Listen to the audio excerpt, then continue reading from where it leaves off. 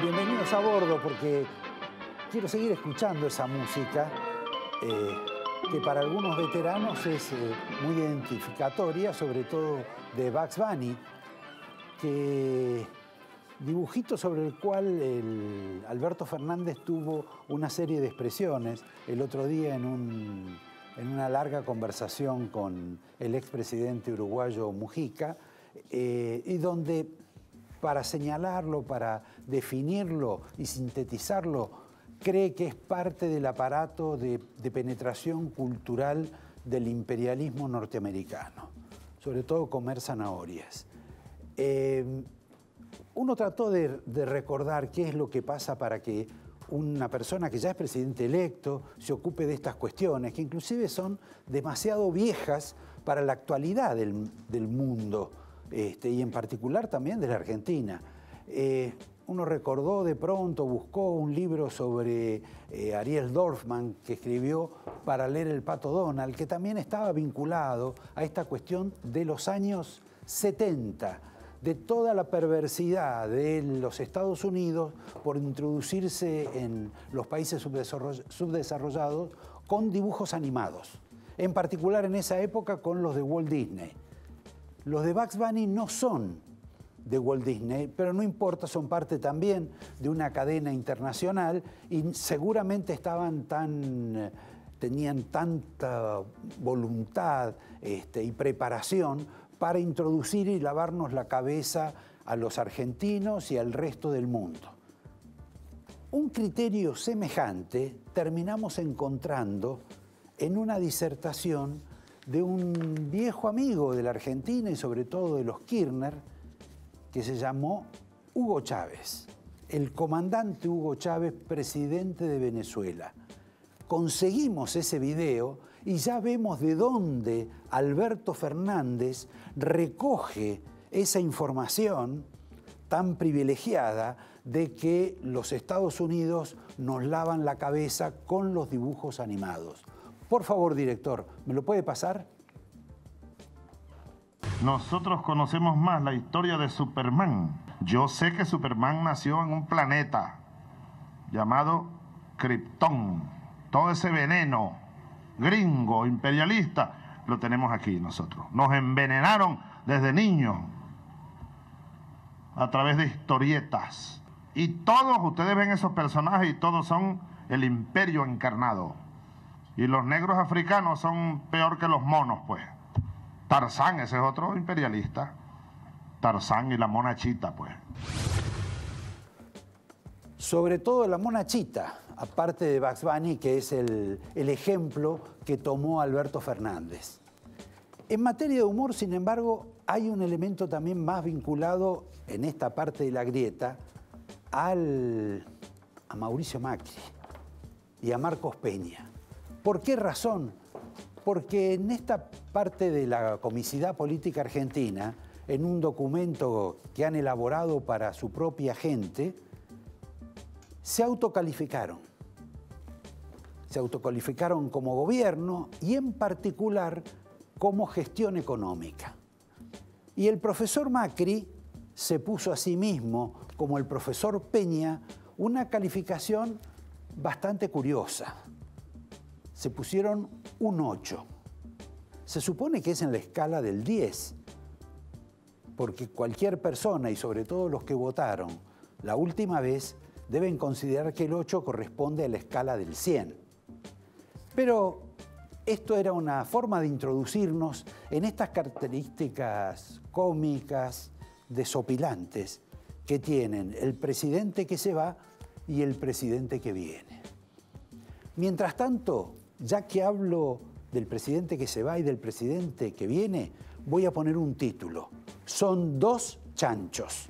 Luego voy a hablar al respecto. Hay una curiosidad que están rescatando hoy los diarios, que está vinculado a lo que ha sido el voto en la última elección de la gente que vive en el exterior, de los argentinos que en algunos casos hicieron cola en los consulados, algunos largas colas, para poder votar y pronunciarse. La curiosidad de este resultado es que el 75% de los que miran la Argentina desde afuera en términos generales y sobre todo en los mayores lugares de votación, tipo España, Uruguay, Estados Unidos, Macri ganó por más del 75% de los votos.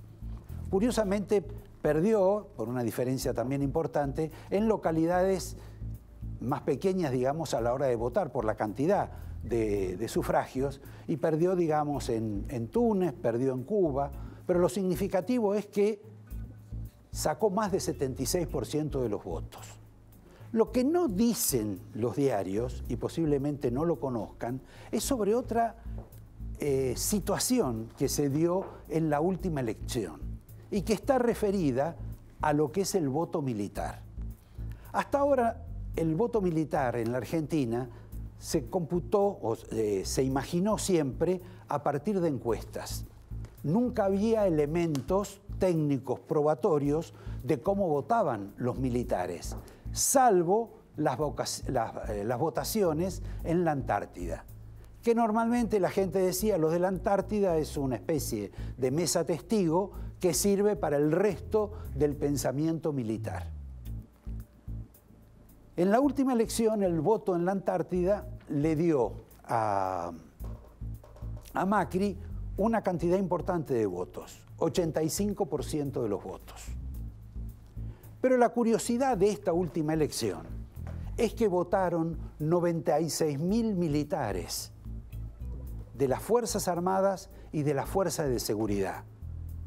Y en esta ocasión, seguramente votaron mucho más, pero hay 96.000 votos registrados de militares de todo rango, de los más pobres, de soldados a oficiales, que votaron en una misma urna. Es la primera vez en la Argentina que los militares votan en una misma urna. Por lo tanto, uno tiene el resultado de esos 96.000 votos, que son la mitad de lo que constituyen en términos generales es las Fuerzas Armadas, y dieron el siguiente resultado. Lo tengo que ver si me cambian la hoja, porque mi memoria está un poco esquiva. El resultado fue... ¿Cuál fue el resultado? 89% a favor de Macri. Y el 85% había sido a favor de Macri también en las PASO. Es bastante interesante este fenómeno, porque parte, y gran parte, y casi toda parte de lo que se llama el voto militar y de la fuerza de seguridad se constituye con gente que percibe ingresos verdaderamente limitados, que en algunos casos bordean la frontera, no digo de la indigencia, pero sí de la pobreza. Por lo tanto, no se aplica con los militares la referencia que normalmente se ha aplicado sobre cómo votó la sociedad. Esto es que los sectores más adinerados, la clase media alta, lo votó a Macri, mientras que en los otros sectores, las clases medias bajas y los sectores más pobres y más humildes, votaron a Fernández. En los 96.000 votos de los militares no se registró esa situación. La más absoluta mayoría de ese sector, pobres y un poco menos que pobres, otros votantes, votaron por Macri. Había hablado de los dos chanchos. Son dos chanchos. Sí, son dos chanchos de fuego, no. De metal, tampoco. Son de tierra. Me estoy refiriendo a Macri y a Alberto Fernández. Ambos, en el horóscopo chino, están ubicados por el nacimiento en esa locación, en ese animal tan particular. Curiosamente, en el año del chancho, también para el horóscopo chino. Un año del chancho que para Alberto Fernández fue buenísimo porque ganó las elecciones. Y para Macri, hoy, también fue bueno porque él está recuperado, se siente mejor, digamos, porque no hizo una performance tan triste como la que se había imaginado. Y supone que va a tener un rol diferente en la sociedad argentina, en la sociedad política, y también seguramente frente a los acontecimientos judiciales que lo van a empezar a acechar desde el año próximo. Queda un dato de este horóscopo chino interesante. Ellos dos van a tener que dirimir en algo con la serpiente. La serpiente, claro, en el horóscopo chino es Cristina. Ahora, el año próximo no es el año ni de la serpiente ni de los chanchos, es el año de la rata. Y si quieren que les cuente algo más, prendan el televisor el lunes próximo.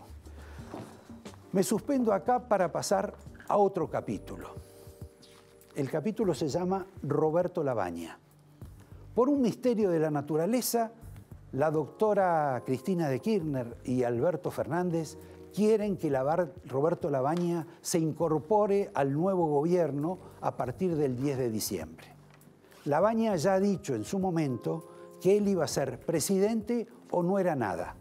Hoy dice lo mismo, que no va a ser ministro, que no va a ser canciller, que no va a ir ni siquiera a cargo de remonte y veterinaria.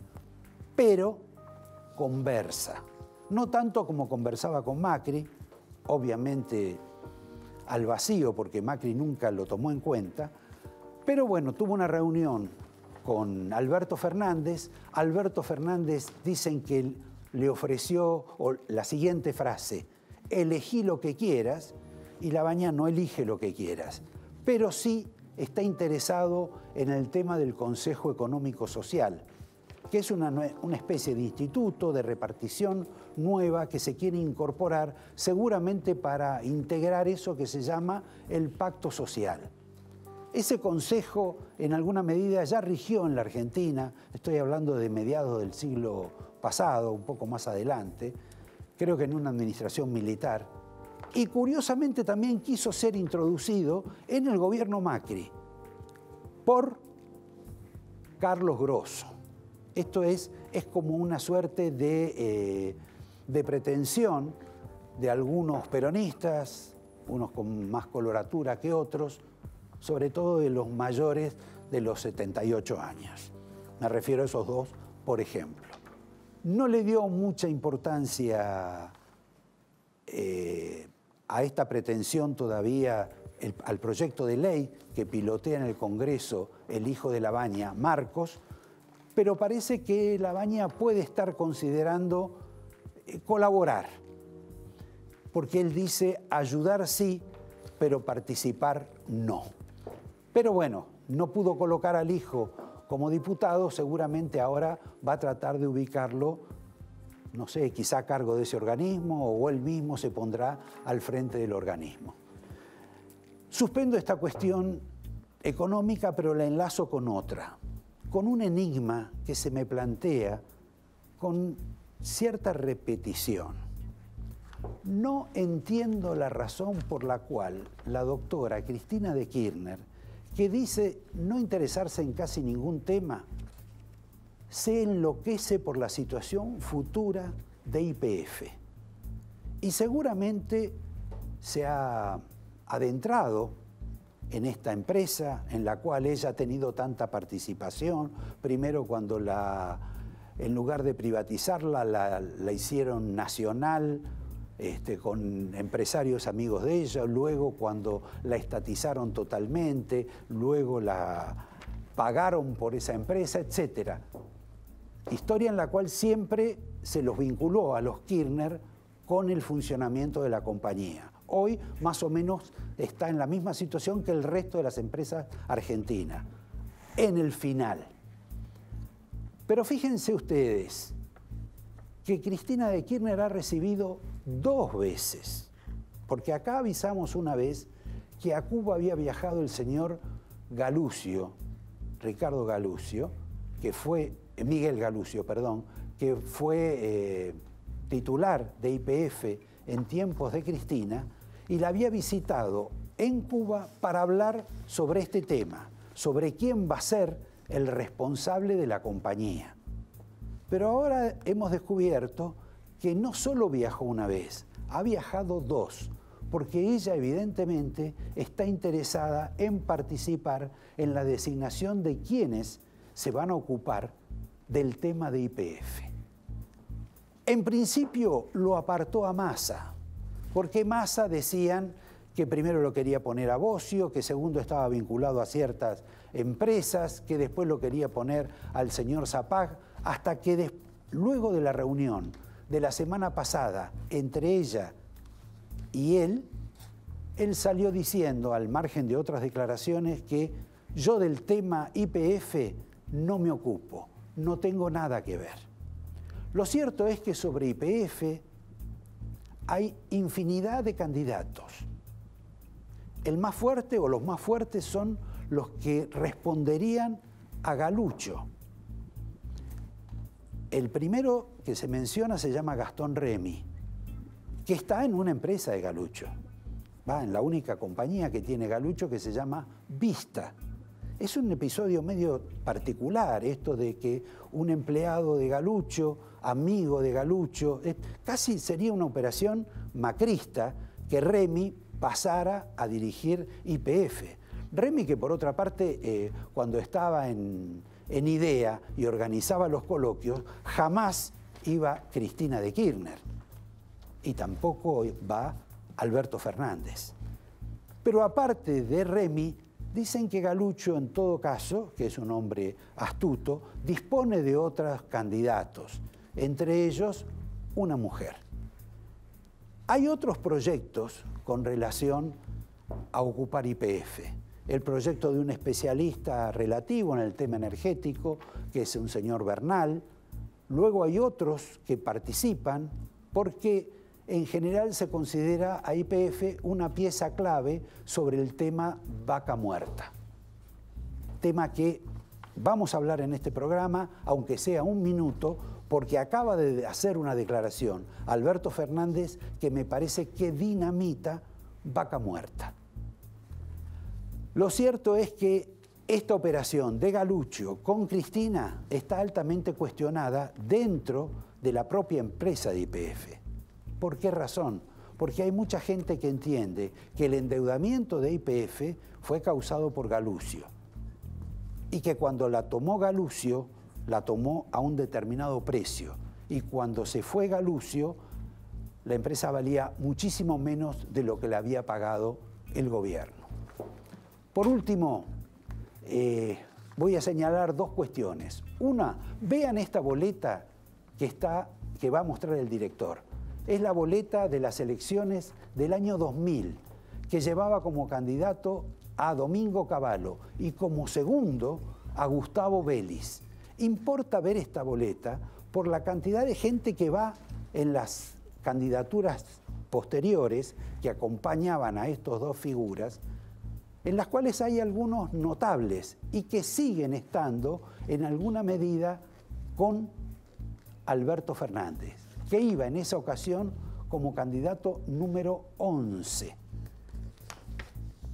Ahí también descubrimos que Alberto se llama Alberto Ángel, como algún otro pobre tipo que se llama Roberto Ángel. No quiero decirles quién. Lo concreto es que ahí tenemos a Alberto Fernández, tenemos a Borocotó, tenemos a Julio Vitovelo, que es una figura que va a tener responsabilidad política en el gobierno de Fernández. Tenemos a Víctor Santamaría, el dirigente sindical de los porteros, de influencia importantísima en términos políticos y económicos, que también es candidato. Hay otras dos figuras que se apartaron del mundo de Fernández. Uno es Diego Santilli, el actual vicejefe de gobierno, y otro la señora Paula Bertol, que fue representante de Macri en los Estados Unidos, ya no me acuerdo en qué organismo. Hay otras personas que aparecen ahí, el caso de Jorge Argüello, que va a ser seguramente el 2 de la Cancillería en el próximo gobierno. Es curioso todo esto, porque también, hasta seguro que en esto que va Vélez, que también va al gobierno, de esta lista del 2000, el cuñado de Vélez seguramente va a ser funcionario de Alberto Fernández y se llama Pancho Meritelo. Por último, y para cerrar, quiero decirles que anoten el nombre de Alfonso Prat Gay. Primero, porque el propio Fernández, como van a ver en este video, lo reconoce como amigo. Por favor, director. Vos sos amigo de Pratgay. Sí. ¿Vos crees que lo que le falta al gobierno de Macri para ordenar un poco es un ministro de Economía? Voy a contar una infidencia, no creo que Alfonso se enoje por esto, pero yo le expliqué a Alfonso que Macri estaba desconociendo claramente cómo funciona el Estado. No puede haber un secretario de Agricultura, un secretario de Energía, un secretario de Industria y un secretario de Hacienda. Y le conté una historia particular. Cuando Kirchner me pidió que me reúna con Labaña antes de asumir para convencerlo a Labaña de seguir con nosotros, Labaña me puso una condición para seguir el Ministerio de Economía. ¿Sabes cuál fue? Que terminemos con el Ministerio de la Producción. Cuando él me dijo eso, para que a un peronista le digan terminemos con el Ministerio de la Producción, yo me quedé. Le dije, ¿pero por qué me decís esto, Roberto? Porque estoy cansado de ser yo el que junta la plata y que otro se la gaste. ¿Vieron este detalle de la amistad y del vínculo entre Pratgay y Alberto Fernández? Pratgay, según entiendo, puede ser embajador en los Estados Unidos, podría ser presidente del Banco Central, donde hizo la relación con Alberto Fernández cuando era jefe de gabinete, porque Alberto Fernández trataba de disimular los intentos de coscorrones que Néstor Kirchner le quería aplicar a Pratgay y que éste noblemente enfrentaba. De ahí viene la relación. Pratgay, como ustedes saben, fue el primer ministro, digamos, de Hacienda, de Economía, de Macri. Sería bastante curioso que se repitieran los incidentes, esto es, que repitiera el ministerio, más por lo tanto lo veo como embajador. Les recuerdo que se fue mal del gobierno, peleado con Peña y en alguna medida con Macri. Intentó ser gobernador de Tucumán contra Mansur, ni siquiera se acercó a competir. Y en los últimos tiempos guardó mucho silencio, pero a todo el mundo siempre le dijo que él, cuando era ministro, lo que quería alcanzar era un pacto social y que Macri y Peña no lo dejaron. Como ustedes saben, Alberto Fernández dice que, bueno, que él va a hacer el pacto social. Eso en todo caso lo vamos a hablar con los invitados, con uno en particular.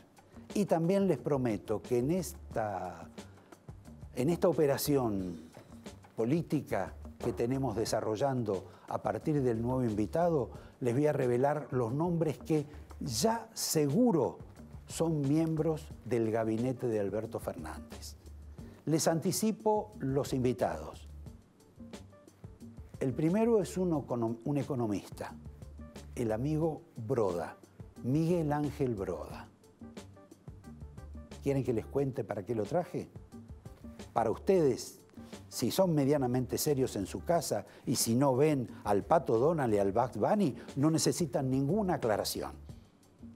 El segundo invitado quizá requiera otro tipo de adorno porque ha sido un embajador durante muchos años en Brasil. Fue embajador de los Kirchner en Brasil y después, durante el gobierno de Macri, obviamente no lo trataron ni como embajador, ni como diplomático, ni como amigo.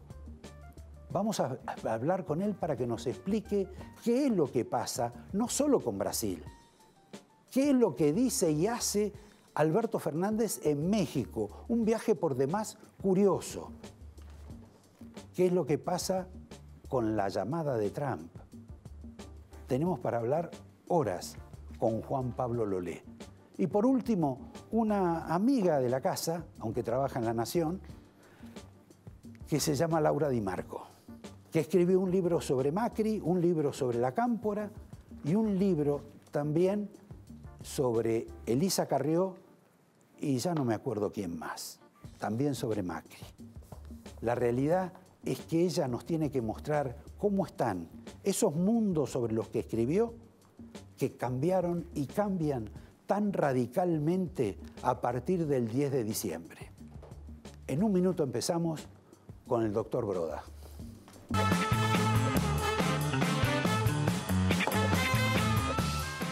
Estamos acá con Miguel casi en una sesión de profesorado Porque, ¿qué te pareció a vos esta novedad de que Mauricio Macri y Marcos Peña se ponen un 8 sobre su gestión económica en estos años, casi hasta desconociendo el resultado electoral?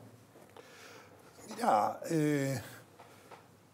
lamentablemente como macroeconomista es muy difícil calificar bien No, por supuesto. a Mauricio Macri.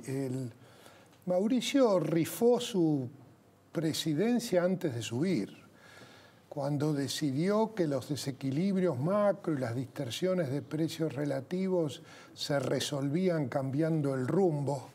Es como si uno tuviera un problema en el hígado y es bueno, salí a trotar, que te arreglás. Y el no explicitar la herencia, o sea, haber decidido mantener el déficit fiscal financiado con endeudamiento externo, hacer una política monetaria que en ningún país del mundo resolvió inflaciones crónicas, como son la meta de inflación determinando la tasa de interés, y de libertad, y dejar libertad cambiaria, como Colombia y Perú, decía él, era un ticket seguro al fracaso. Dependía de cuánto tiempo los ahorristas externos no se avivaban de lo que estábamos haciendo. Y en abril del 18 se avivaron y teníamos los récords de los últimos 35 años de desequilibrios fiscales y externos. Y los ajustes no es si uno quiere o no quiere. Vos, si te ganás 100 y gastás 120, tiene que haber alguien que te provea los otros 20. Y cuando ese alguien desaparece, no es una decisión a ajustar. Es lo único que se puede hacer como la ley de gravedad. Y cuando el resto del mundo nos dijo, fíjate, de diciembre del 15 a marzo del 18 entraron 116.000 millones de dólares.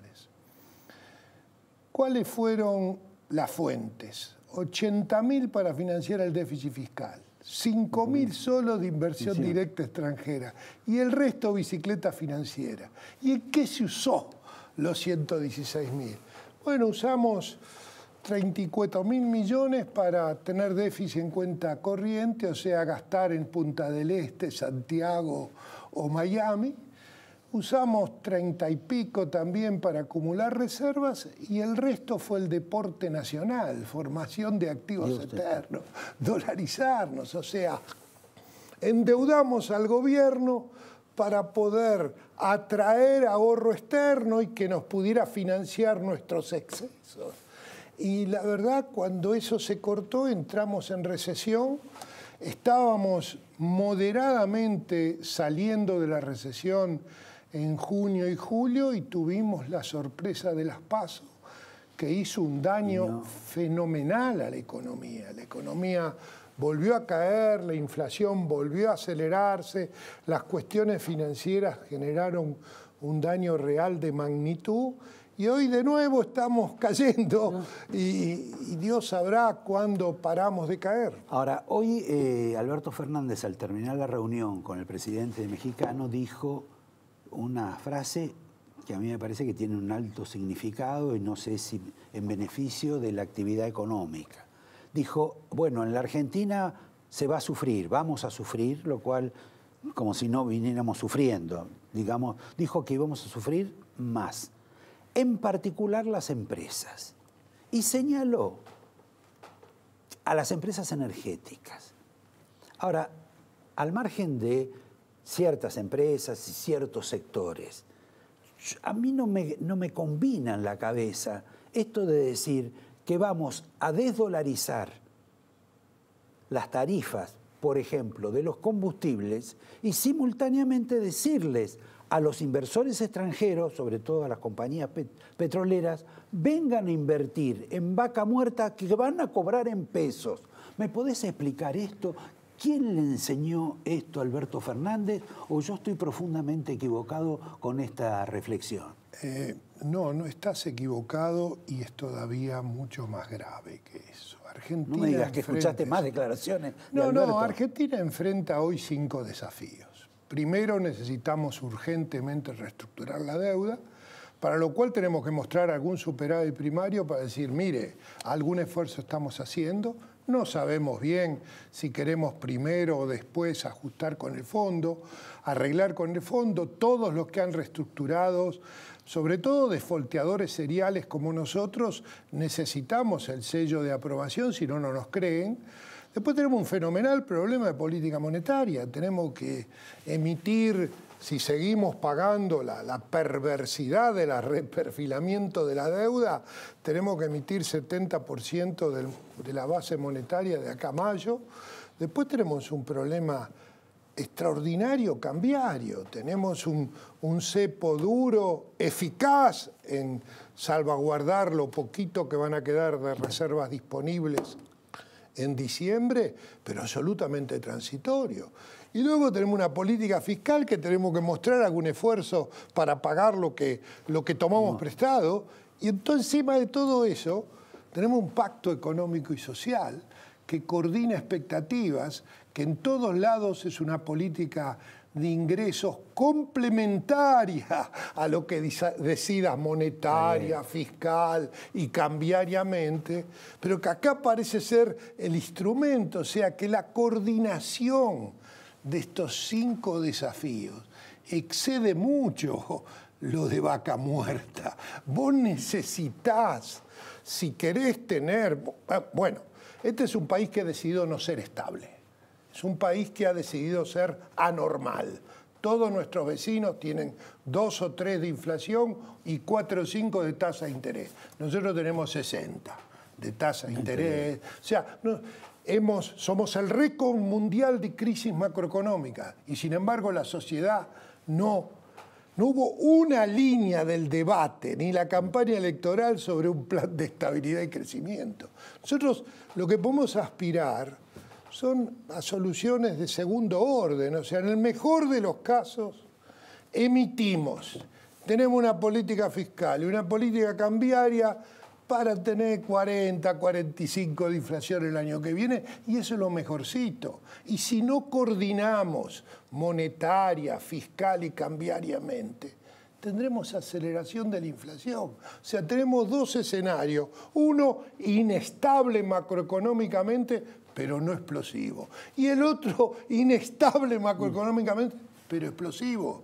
Entonces estamos en un mundo donde no paramos de caer, no paramos de aumentar la pobreza y la desigual distribución de la riqueza. Somos el récord mundial de crisis macroeconómica que afectan permanentemente el nivel de vida.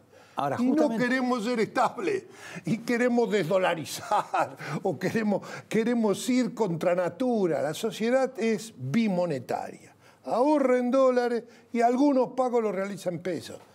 Date cuenta que eso no va a cambiar por decisiones administrativas. Pero ahora ahorrar en dólares va a ser casi imposible, salvo para los grandes. Un ratito, porque cuando vos tenés política monetaria y cambiaria a trasmano de lo que determinan las paritarias o lo que se arregla en una mesa absolutamente irrelevante, te puede ayudar 3 o 4 meses para quebrar la inercia, la indexación, coordinar un poco, pero si vos no tenés un programa de equilibrio general, todo lo que aparece son, le he encargado a Funado de tal este tema, al otro este tema. Nosotros decimos coordinación entre las fundamentas de la macroeconomía, que la verdad el próximo presidente tiene razón. O sea, no cambia nada el 10 de diciembre. Estamos en caída libre, con una inflación que se acelera en noviembre, que se acelera con relación a octubre, y no sabemos a dónde vamos, pero además lo que deberíamos hacer no lo hacemos. Ahora, el próximo gobierno, si bien no tenés demasiados elementos, porque no se conoce plan, no se sabe si quieren hacer siquiera un plan, no se conocen los funcionarios, uno va imaginando algunos, salvo algunos casos que sabemos que van a estar en la administración, tipo Nielsen, tipo Culfas, tipo Todesca. ¿Vos crees que Culfas y Nielsen son lo mismo? Bueno, me estás adelantando la pregunta que te iba a hacer, pero creo que se van a acomodar. Pero con partes segmentadas. Y lo que nosotros necesitamos es tener, mirá qué viejo que estoy, el Mecano. O sea, vos necesitas La gente no sabe qué es el Mecano. Bueno, los jueguitos que se arman, los rompecabezas que se arman. Quiero hacer un avión y agarro las partes de uno y voy haciendo el avión para mi nieto o quien sea. O sea, vos necesitas armonía, coordinación. Si yo emito al 100, no puedo tener paritaria del 35. Si yo me voy en lugar del 1,5 de déficit primario que vamos a tener este año, porque además los últimos días son precalentamiento en el vestuario. O sea, estamos claramente haciendo lo mismo de donde salimos. O sea, la verdad que estamos aumentando el déficit fiscal, tenemos necesidades de emisión enormes, tenemos claramente que algún esfuerzo va a ser para los que reestructuremos la deuda, que obviamente no va a ser a la uruguaya, porque una solución a la uruguaya dentro de un año tenemos que reestructurar la deuda de nuevo. Ahora, Miguel, hay como una teoría dentro de alguna gente que está cercana a los que van a venir, de que hablan que la teoría monetaria moderna es emitir y que eso no provoca inflación. Uno es un antiguo, por ahí está mal formado, supongo que vos también. No. ¿Cómo es eso? La teoría monetaria, déjame explicarte, el problema del mundo es la deflación. O sea, el mundo hoy no consigue de abajo llegar a 2% de inflación anual. O sea, los bancos centrales no tienen éxito.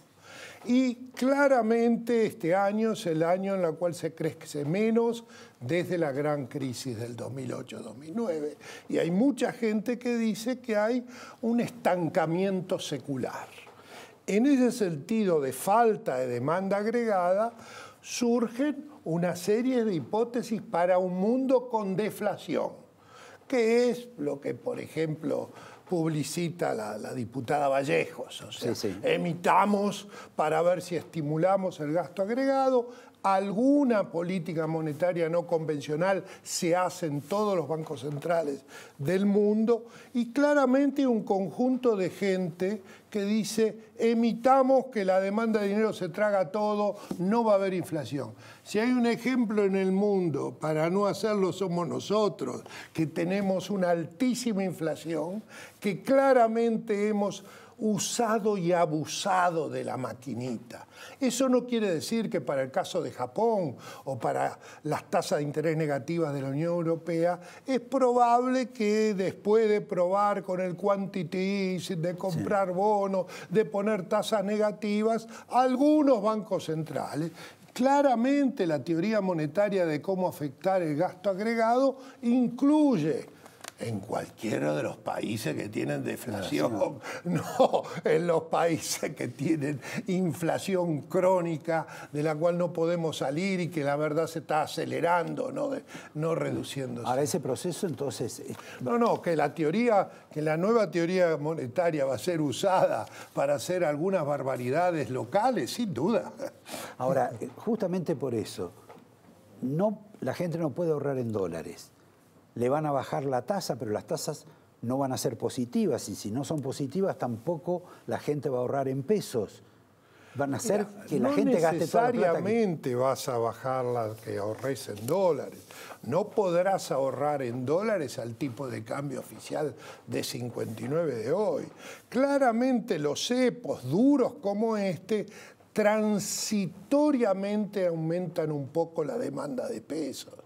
Pero eso dura poco, dura 3, 4 meses. O sea, la gente va a seguir ahorrando en la moneda de ahorro de Argentina y solamente vas a reconstituir la demanda por pesos cuando tengas un programa de estabilidad y seas como cualquiera de los vecinos. O sea, Brasil acaba de bajar la tasa Selic a 5, baja 50 basis points más en diciembre, está en 4,5 en diciembre, tiene tasa de interés real de 1 o de 0.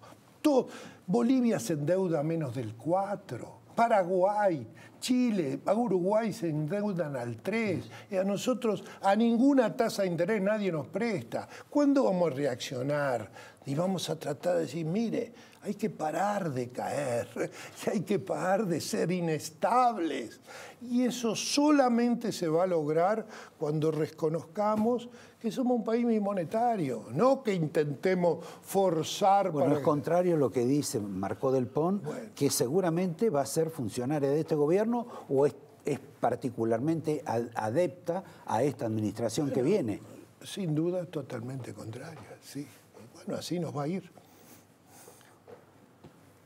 ¿Vos sabés que te había imaginado más optimista por algunas declaraciones que te escuché? Digo, para darte una oportunidad. No, yo creo que a partir del domingo de las elecciones hay buenas noticias. Hay una, digamos, una transición mucho más sensata. Hay, sin duda, un cepo eficaz, no ineficaz, que es absolutamente transitorio.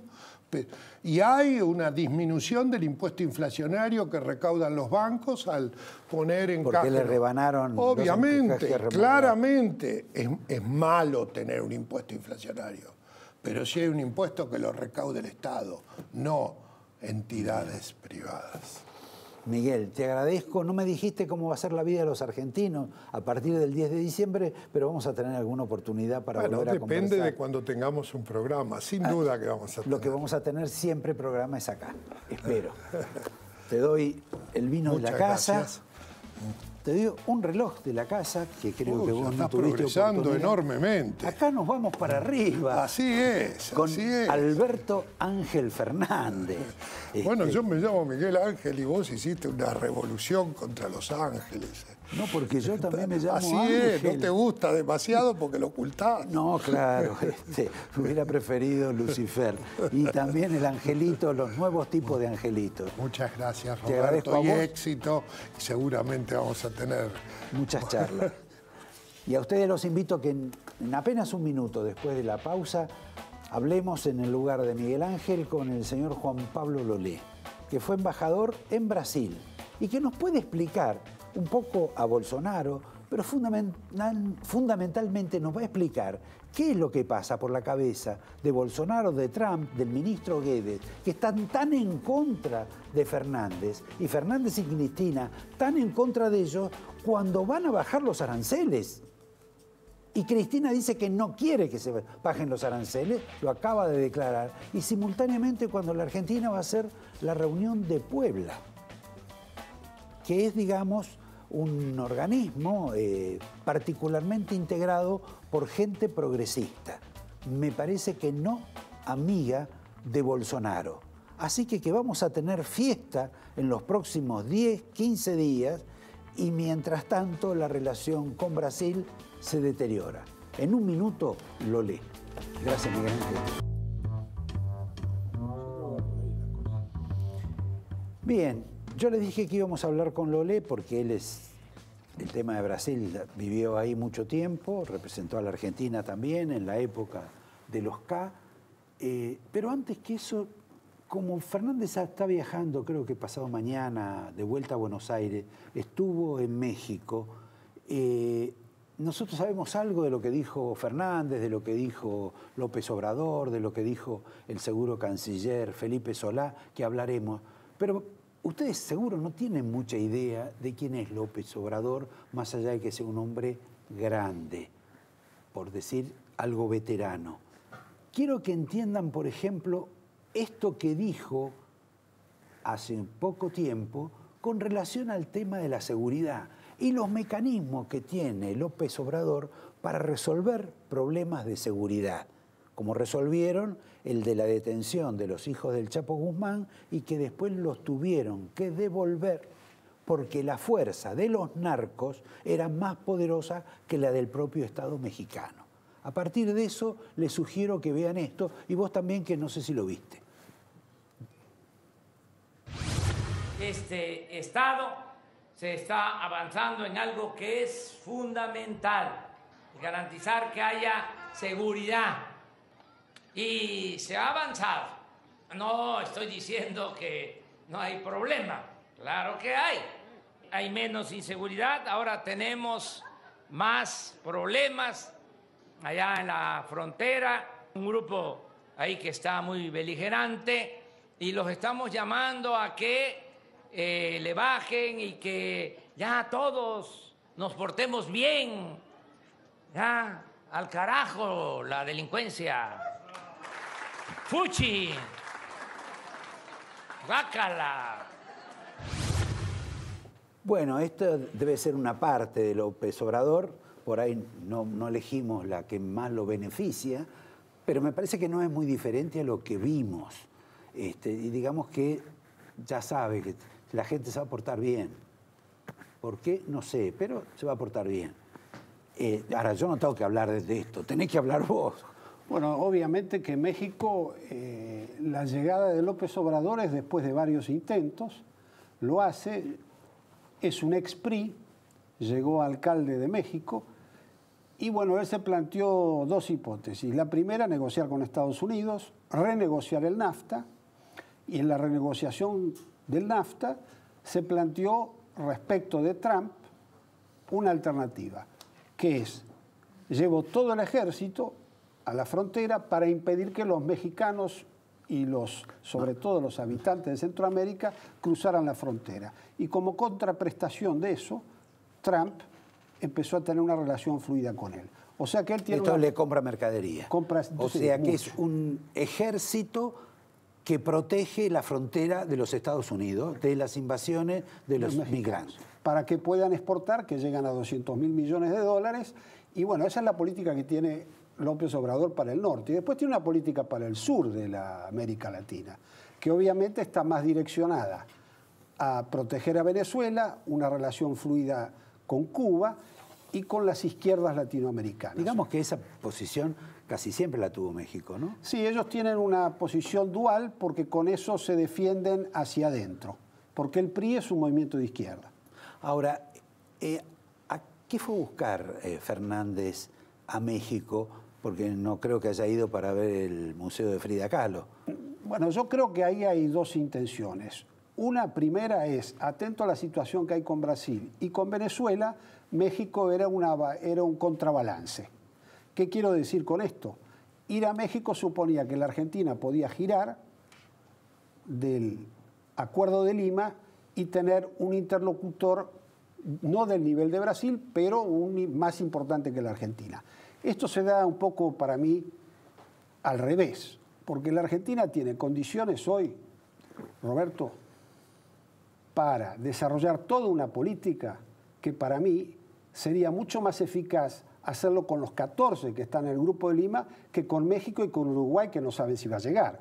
Hacer una política de 2 contra 14 no sirve. Por ahí la Argentina tiene que hacer con México la política dentro de los 14 para modificar, si quieren modificar alguna posición. Eso sería una actitud inteligente. Ahora, al margen de eso, la realidad es que vos lo estás contando en términos políticos, sí, pero en realidad lo que uno quiere ver es cuánto le puede vender a México, porque ya sabemos lo que le podemos vender a Brasil y que por ahí estamos a punto de perder algo de lo que le vendemos a Brasil y que no sé si lo puede suplantar México. Con México podemos venderle autos y podemos venderle carne, y es un mercado que está abierto, pero México compra muchas de las cosas que podría comprar México, se la compra Estados Unidos. Que además en alguna medida lo cubre. Exactamente. O sea que, entonces, ahora, esto que es una cuestión preliminar, modesta, sencilla, una mirada superficial que se hace en un programa de televisión, ¿esto no lo miran las nuevas autoridades? No te digo porque vos fuiste una pila de años. Yo fui embajador en Brasil.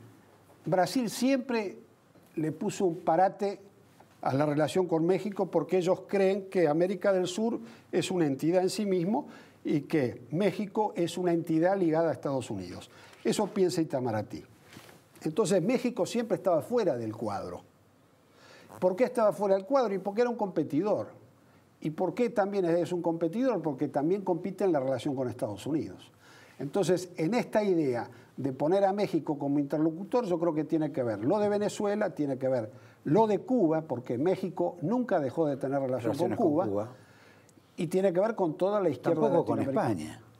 España, efectivamente. Efectivamente, con España probablemente ha sido el proveedor más importante a lo largo de los últimos 60 años de revolución, han sido los españoles.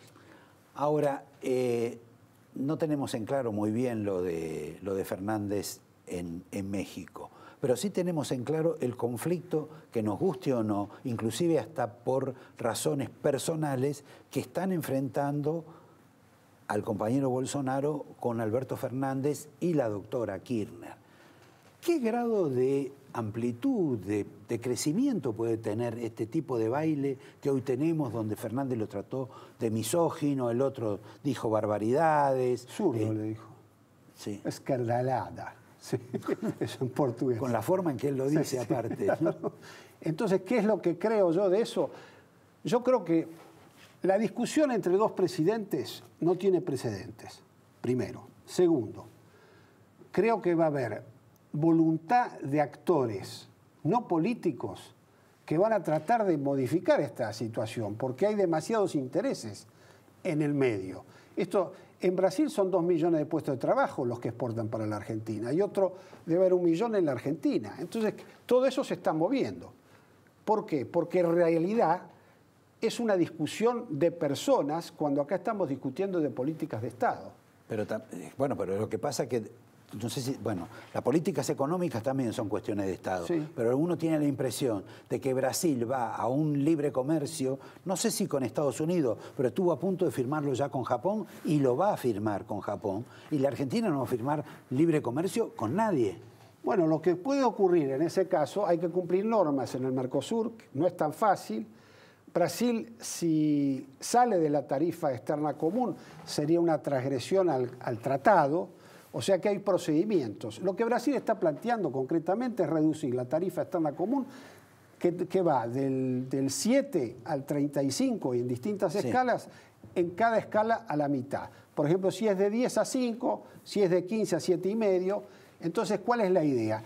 De que se libere el comercio hacia afuera y hacia adentro. ¿Cuál es la posición argentina? Los industriales argentinos están en contra de esto, el poder político también. Ahora, ¿qué dijo Guedes ayer?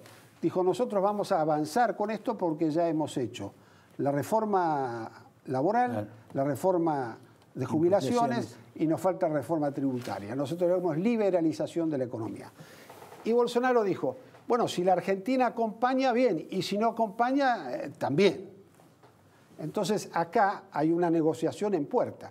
Yo no creo que esté todo esto definido. Esto empieza a ocurrir el próximo 5. No, el 5 es la despedida de Macri. Bueno, en realidad mañana. Sí, mañana. Es la despedida de Macri. Ellos no van a poder abrir este paquete ahora, van a tener que esperar que asuma Fernández y que haya una negociación previa.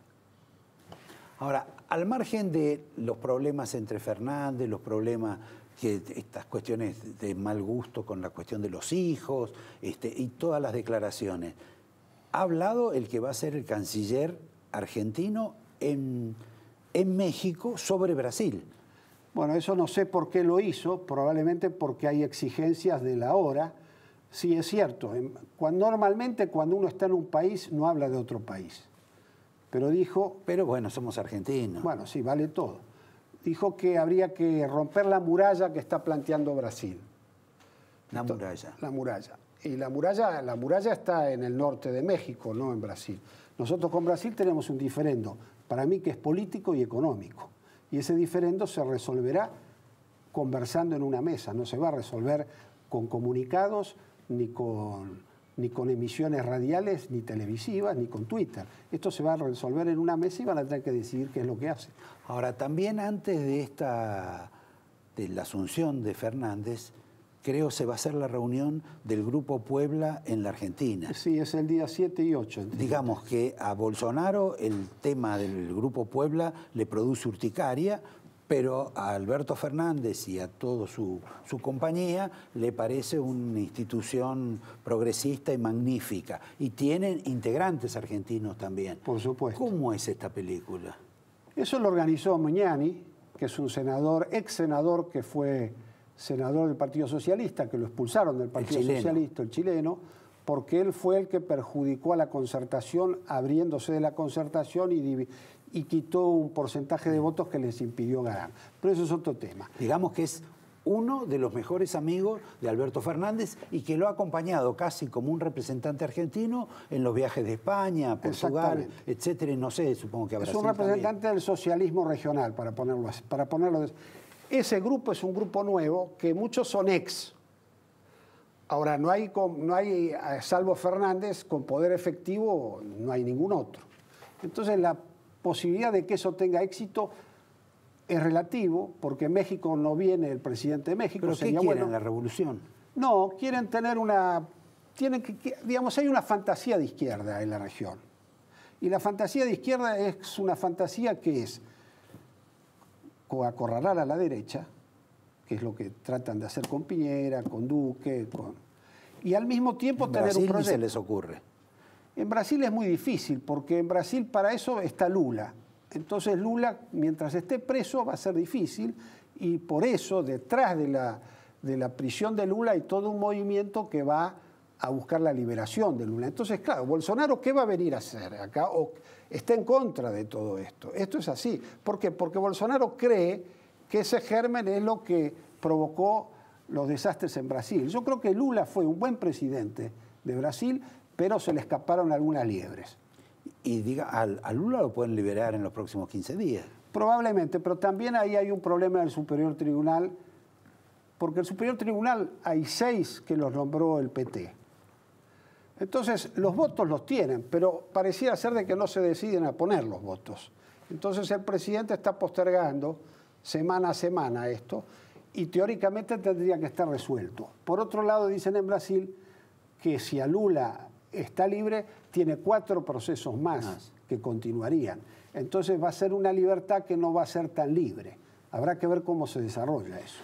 Mientras te despido y te doy el vino de la casa y el reloj y el angelito que está acá, ¿lo de Trump ayuda a este mensaje a favor que le dio Alberto Fernández o es parte del habitual cinismo diplomático? No, yo creo que lo de Trump ha sido muy importante porque muestra a Estados Unidos una actitud que antes no tenía. Con Fernández. Con Fernández y con la Argentina. Y con Cristina. Y con Cristina. Entonces, ¿qué es lo que creo yo? Que lo de Trump también movió el tablero interno. ¿Acá? Por supuesto.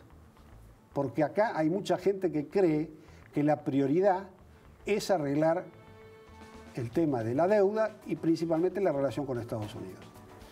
No parecían las declaraciones que uno escuchó últimamente, ¿no? Bueno, quiero ver cuánto funciona el realismo y cuánto funciona la utopía. ¿Qué me trajiste? Te traje este libro, que es un libro sobre el imperio, eres tú, sobre Pedro I, que es una introducción para entender a Brasil desde un argentino. ¿Por qué? Porque es muy difícil entender a Brasil si uno no entiende a Pedro I y lo que fue el gobierno portugués en Brasil. Claro, bueno, eso para nosotros ha sido siempre bastante... Y es un texto que ganó el Premio Planeta, que es muy bueno. Recomiendo para que lo leas, que te va a servir. Para entender Brasil. Te agradezco mucho y a ustedes los invito, después de despedirlo a Juan Pablo, a conversar con la señora Laura Di Marco, porque les dije, escribió sobre Macri, escribió sobre la Cámpora, escribió sobre Cristina. ¿Cómo van a estar estas nuevas organizaciones, cabezas, a partir del próximo 10 de diciembre? Porque si nos cambia la vida a nosotros, también le tiene que cambiar la vida a ellos. ¿O nos equivocamos? En un minuto, Laura Di Marco. Muchas gracias, Roberto. Antes de presentarla a Laura Di Marco, yo les dije al principio que, bueno, que iba a hablar de algunas situaciones nuevas de las cuales no tengo tiempo para hablar y no voy a destruir el diálogo con ella, pero sí les prometí que por ahí les decía quiénes están ya seguros confirmados que van a estar en el gobierno de Alberto Fernández. No me olvidé, como me olvido siempre, pero lo vamos a decir antes de que termine el programa. Lo podemos repasar juntos. Ahí está también. Pero antes yo quiero repasar algo tuyo, porque vos escribiste un libro sobre Macri, un libro sobre Cristina y un libro sobre la Cámpora. Así es. Estos 3 universos, a partir del próximo 10 de diciembre, te falta Alberto Fernández. Muchos me dicen, ¿vas a escribir sobre Alberto Fernández? Lo conozco mucho a Alberto Fernández, desde hace Muy muchos bien. años, pero no sé si voy a escribir sobre él. Pero bueno, vamos a Pero tu vamos a pregunta. esos 3 mundos que a partir del 10 de diciembre empiezan otra historia. La Cámpora, por ejemplo, en la provincia de Buenos Aires. ¿Vos dirías? Yo no sé. No sé, si... te pregunto. No, Kicillof no es de la Cámpora. Yo lo definiría como un populista de izquierda. No está, digamos, nunca estuvo cerca de la... O sea, está cerca de la Cámpora, pero nunca, él no se, como se dice ahora, no se autopercibe de la Cámpora. Nunca estuvo ahí. Siempre orbitó la Cámpora, ¿no? Es un muchacho que viene de la izquierda universitaria y creo que después, cuando fue ministro de Economía, se transformó en un populista de izquierda. Pero, digamos, la lista de diputados o representantes que tiene el kirchnerismo en la provincia de Buenos Aires, que es el secreto del triunfo electoral, está integrado por un montón de gente de la Cámpora, que además siempre se le ha hecho fama de que quieren expandirse, ocupar. De hecho, si vos ves y sabés bien el discurso de Kicillof cuando ganaron las elecciones, fue muy distinto al de Alberto Fernández, ¿no? Mucho más confrontativo, bueno, un discurso como si hubieran ganado fuera por Cristina. Una cosa así, ¿no? Bueno, de hecho es el hijo político predilecto de Cristina y eso también genera celos políticos y emocionales con su hijo, con Máximo Kirchner. ¿Vos crees que hay enfrentamiento con Cristina, con el nene por ese asunto? No es que yo lo creo. Bueno, tan nene no es, ¿no? No, bueno, me refiero... Señor de 40 años, ¿no? O más. Máximo Kirchner. No, hay... A ver, si vos te pones desde el punto de vista de Máximo Kirchner, es porque mi mamá pone como candidato a gobernador a Axel Kicillof, porque le da cargos a otros, ¿no? Viste que, bueno, él ahora va a tener una banca en diputados, también se dice si él no va a presidir el bloque del Frente para la Victoria, hay muchas resistencias frente a Máximo Kirchner. Un poco, a ver, lo que él piensa, o lo que dice la gente que está al lado de Máximo Kirchner es por qué yo sigo demonizado y Axel Kicillof no, lo indultaron. Este es un poco su razonamiento. Y esto es, digamos, mirando el 2023, es más candidato Axel Kicillof a presidente de la Nación que Máximo Kirchner, inclusive en el corazón, no en el corazón de la madre, pero sino en el interés de la madre. Sí, sin duda. Máximo Kirchner, me lo preguntaron muchísimas veces cuando yo escribí La Cámpora, no es una persona que pueda liderar como un líder visible, no es un chico que pueda hablar frente a la gente ni que pueda dar entrevistas donde haya un intercambio libre de pregunta y respuesta. No tiene ese perfil, no tiene solidez. Ahora, de cualquier modo, ha armado bastante en la provincia de Buenos Aires y ha armado con los intendentes.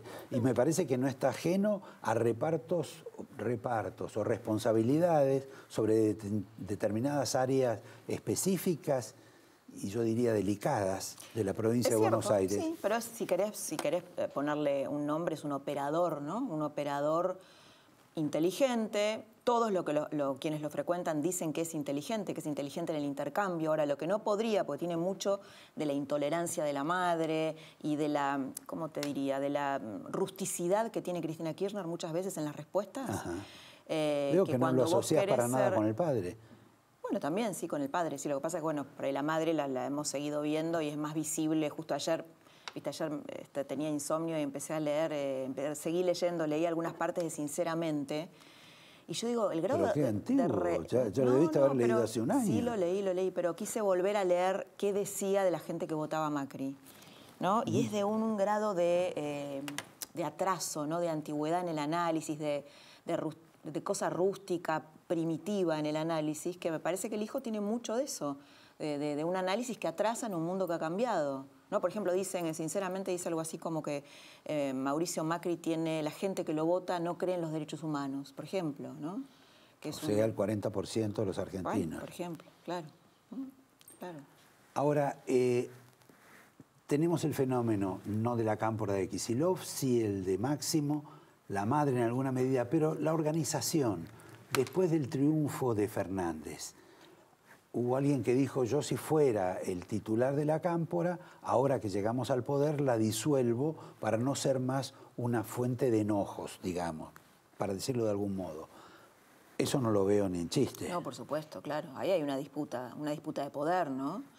Y además que se ve todo el tiempo, ¿no? Vos fíjate, por ejemplo, el tuit que el otro día le responde Alberto Fernández a Nicolás Maduro, ¿no? Que Nicolás Maduro, viste, hoy lo felicita primero a Axel Kicillof y después a Alberto Fernández.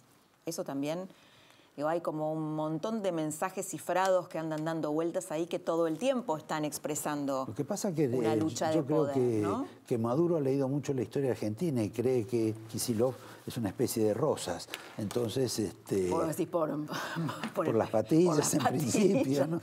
Claro. Y por la responsabilidad de manejar la provincia, que es un Estado casi algo más que un Estado dentro de la misma nación. Sí, yo lo que creo es que él ahí percibe, Maduro, que acá hay dos, que realmente no es el regreso del kirchnerismo, no podemos hablar del regreso del kirchnerismo, es una coalición, el Frente de Todos, donde el kirchnerismo es un sector importante que le ha aportado 1,5 millones de votos del conurbano bonaerense a Alberto Fernández, pero que Alberto no es Cristina. Y eso es bastante evidente para, digamos, para quienes conocemos la política y lo conocemos a él de hace mucho tiempo, es evidente, para el resto de la gente no sé si no lo es tanto, pero él algunas cartas ha ido mostrando, ¿no? Por ejemplo, a Trump le dicen no voy a sacar a la Argentina del Grupo Lima, habla con Trump, digamos... Sí, Trump la llamaba a Cristina lo iba a atender. Sí. Lo que creo que en aquellas épocas no estaba Trump y los otros no la llamaban por teléfono. Sí, no sé qué hubiera hecho Cristina, por eso justamente lo pone Alberto Fernández, renegociando esta deuda, ¿no? Porque para ella sería una claudicación ante el imperio, hablar con Trump, bueno, todo lo que ella construyó en el último ¿Vos la crees cristinismo. tan alejada de estas formas de diálogo a Cristina? Porque en última instancia, alguien que opta por Alberto Fernández, pero no solo por Alberto Fernández, por una cantidad de gente con la cual ella ha maldecido infinidad de veces, de los cuales al único que sé hasta ahora que le sacó tarjeta roja, y no sé si es roja o amarilla, es a Bocio para que no vaya a YPF. Pero después hasta ahora aceptó a todo el mundo, empezando por Fernández. No sé qué pasará con Randazzo, no sé qué pasará con Redrado, pero en última instancia la aceptó. Bueno, con Massa, ¿no? Bueno, Massa, por ¿te acordás que había dos personas con las que ella nunca se iba a volver a reencontrar? Una era Massa y el otro era Alberto Fernández. Yo creo que eso es así en la superficie. Vamos a ver cuando el juego empiece. Todavía no asumieron. Si vos ves, yo creo mucho en los detalles, ¿no? Creo que la verdad se esconde en los detalles y en los gestos. A ver, dame una. Que uno, bueno, por ejemplo, el día que ganan las elecciones, el domingo que ganan las elecciones, ella miraba todo el tiempo a Kicillof. Alberto Fernández era como un actor secundario en esa escena. El verdadero, de hecho, habló mucho más Kicillof. En los actos que ella hizo... Pero porque Kicillof dijo, ella le dio instrucciones a Kicillof para hablar. Inclusive por eso él se excedió, la verdad que se excedió demasiado. Se excedió, ese discurso no le gustó a Alberto Fernández. Recuerdo, mira, un acto en La Plata donde ella presenta su libro y ella miraba todo el tiempo a Axel Kicillof, no lo nombró nunca. Si vos escuchás los discursos de ella, que la verdad que apareció muy poco, ella no agradeció a Alberto Fernández, no lo nombró muy poco. Yo creo que hay muchos gestos en donde, bueno, cuando Alberto Fernández le dice a Maduro queremos superar la pobreza o luchar contra la pobreza en el marco de una democracia plena, que ese es el tuit que le hace a Maduro, bueno, ahí le está diciendo, antes había dicho que él no tenía una democracia plena, sino que era un sistema autoritario Venezuela. O sea, creo que eso está claro, ¿no? Digo, a mí me parece que Alberto Fernández es una persona ideológicamente más parecido a María Eugenia Vidal que a Kicillof. Sí, ¿vos crees que Vidal es como de izquierda? No, bueno, Alberto Fernández no es de izquierda tampoco. No creo que él diga que siquiera que es de centro. Yo creo que él es un... Bueno, si empezamos a ver con quién estuvo Alberto Fernández... Pero digamos que ha cambiado a lo largo de la vida. Pero fíjate, lo llama a Belis. ¿Belis podríamos decir que es un hombre de izquierda? No. No. ¿Los gobernadores peronistas son hombres de izquierda? No.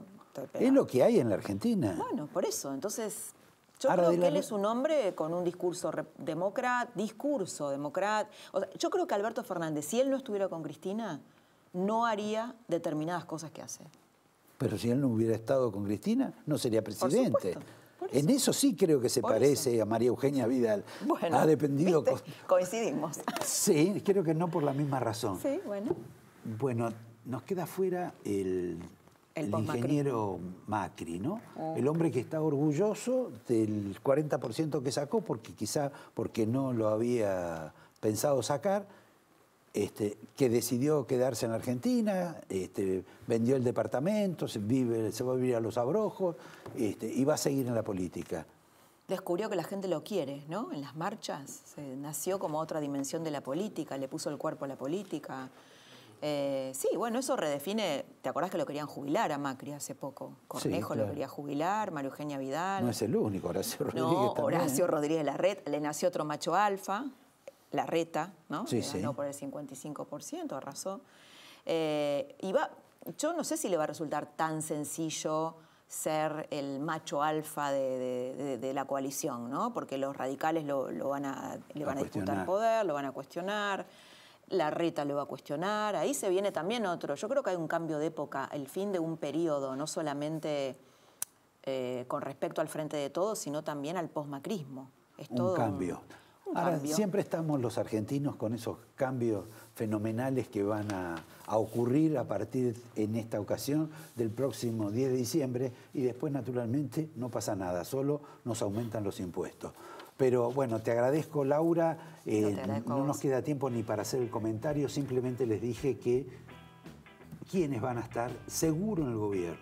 El señor Nielsen creo que va a estar a cargo de Economía. El señor Culfas tal vez a cargo de Producción. Dependerá quién va al Banco Central. La señora Todesca también va a estar en el gobierno. Labaña está con suspenso porque no se sabe si va a presidir o no el Consejo Económico Social. El señor Redrado es una incógnita, pero tiene un plan. El canciller es Felipe Solá. Arroyo va a estar a cargo de Desarrollo. En Interior va a estar el señor Guado de Pedro. Nos queda el señor Moroni para el Ministerio de Trabajo. El señor Cato Podis, el intendente, el que es intendente o fue intendente para Obra Pública. Y por último, Nicolás Trota para Educación. No sé qué es lo que me querés decir. ¿Podés hablar? Los regalos. ¿Perdón? Los regalos. Sí, claro, no se va a ir sin los regalos. Me corta el pescuezo la señora Laura Di Marco. Pero no, te doy el angelito, los nuevos angelitos. Me encanta, tenemos mirá. reloj ahora para alegría de la dama y el caballero. ¿Son relojes femeninos? Mira qué lindos. Me gusta. Para nosotros son todos iguales, todos y todos. Bueno, todas y todes, te falta. Bueno, no es lo mismo. Te doy el vino también, que también tenemos para especialmente bueno, para mujeres, pero en esta ocasión creo que es completa todo. Muy bien, muchas gracias. Vos no trajiste ninguno de los libros que vas a sacar pero y no yo nos te dijiste. traje mi presencia. Pero eso es para mí es suficiente, no sé para el público, pero sí decime de qué vas a escribir el próximo libro. Prefiero reservarme. Te voy a dar la primicia, pero todavía estamos discutiendo con la editorial. Contrato. Sí, claro. Te agradezco, Laura, y a ustedes también, y los veo el próximo lunes en un programa tan escandalosamente divertido como el de hoy. ¿O no? Bueno, no sé. Ustedes dirán. Los veo el lunes. Gracias. El hombre mira al hombre.